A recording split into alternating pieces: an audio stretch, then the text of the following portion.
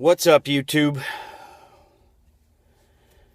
I wanted to do a little vlog on the manufacturer versus the contractor. We had a brand new gas pack, 2014 serial number, and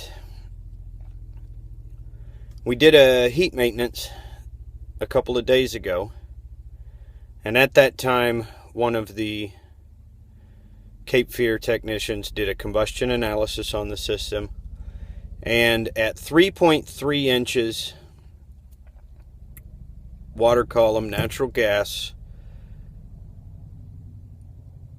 the CO2 was low, the oxygen was high, and the CO parts per million was running almost 200. So we made adjustments to the gas pressure and got the parts per million down, oxygen down, and the CO2 up.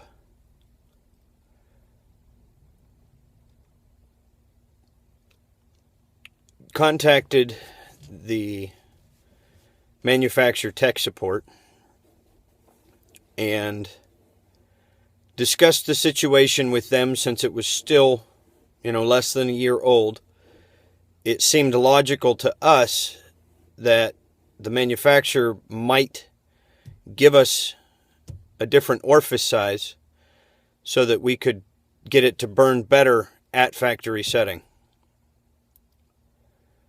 The service tech rep proceeded to question who said that the limit on CO parts per million was 100.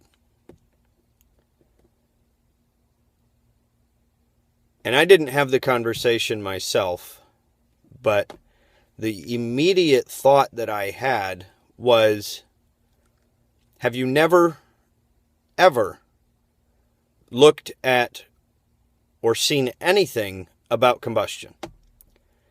Because even myself, as a green combustion analysis enthusiast, have realized that 100 parts per million is your limit, absolute limit for combustion. And the manufacturer's response to our questioning was that we should set it at factory and not worry about it. Which leads us to the next question, or next thought in this process. If the manufacturer couldn't care less about proper combustion, why are we doing combustion at all? I don't think that that is a standard across other manufacturers. I am certain that that has to be just an idiot service rep that has no clue anything about combustion. Because for him to mandate that we leave a system running in that condition is just unthinkable in the ramifications that it could have. I spoke to another guy that's in the community, and he concurred that the system needs to run properly despite what this uneducated service rep is saying, and that there is no downside to running the system properly. And the same arguments that could be made for changing the orifices so that it'll run properly with a higher gas input are the same arguments that they would make if we didn't make the system run properly. that you could argue this exact same information both ways, and at least if you know it's running properly, there is no health or hazard to the system's operation. Whereas if the orifices are not changed, there is a health and operational hazard.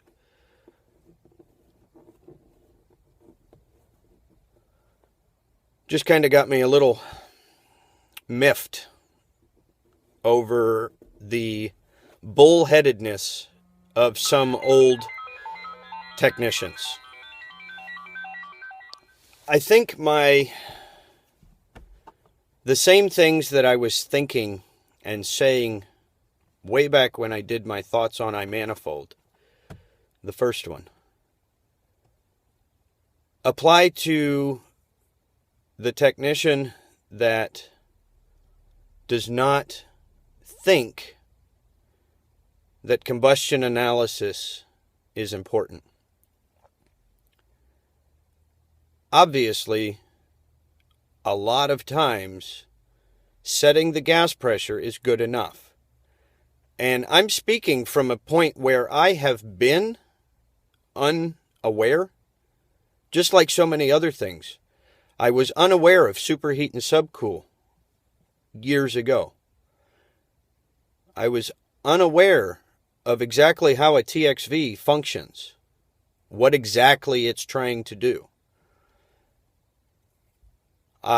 And I was unaware that combustion analysis was an important part of understanding what the system is doing.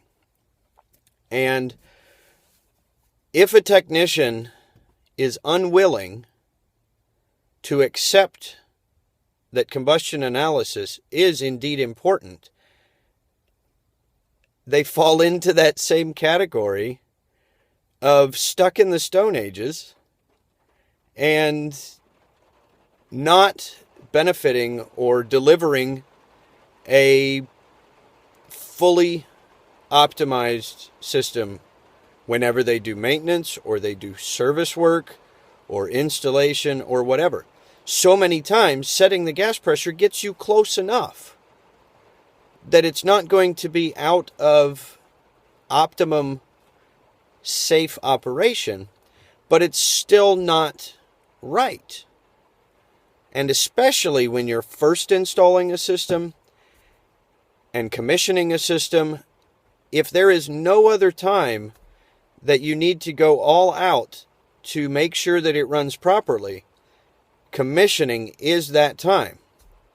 You go to a real world situation where the ductwork is garbage, where the filters are undersized, where your vent piping is wrong, all of these issues that you might run into on a service call, you can't force the customer to always make things 100% optimum. But when you commission a system, that is your chance to do everything you possibly can to make sure that that system runs efficiently, runs safely, and should run for the longest time. I enjoy helping other technicians when they come across questions that they aren't able to answer on their own. But when you're trying to complete a vlog video and your phone keeps ringing, you lose track of what you were saying, what you were thinking, and there it goes again.